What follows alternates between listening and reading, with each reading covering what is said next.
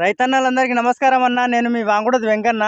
అయితే రైతన్నలందరికీ ముందుగా మృగశిర కార్తె శుభాకాంక్షలన్న. ఈరోజైతే మృగశిర కార్తె నిన్నటికి రోహిణి కార్తె అయిపోయి ఈరోజైతే మృగశిర అంటే వర్షాకాలం అనేది స్టార్ట్ అయిందన్నట్టు ఈ రోజు నుంచి.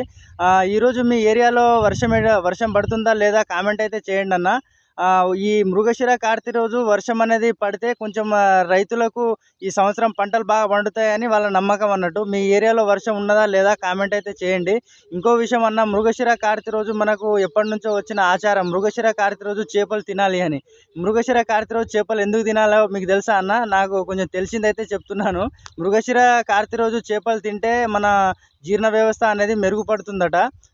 వర్షాకాలంలో జీర్ణ వ్యవస్థ కొంచెం తగ్గుతుందట మనకు. ఈ రోజు నుంచి వర్షాకాలం కాబట్టి ఈ రోజు నుంచి అయితే జీర్ణ వ్యవస్థ అనేది కొంచెం మనకు తగ్గుతుందట.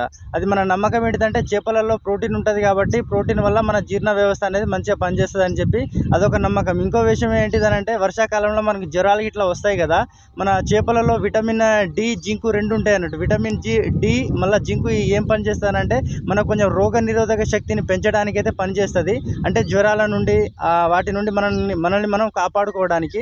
సో అన్న, మీకు ఈ ఆచారం ఉందా? మీరు చేపలు తింటున్నారా? ఈరోజు మీకు వర్షం పడ్డదా లేదా కామెంట్ అయితే చేయండి అన్న. వీడియో నచ్చితే లైక్ చేయండి, షేర్ చేయండి, సబ్స్క్రైబ్ చేసుకోండి. ఓకే అన్న, థ్యాంక్ యూ.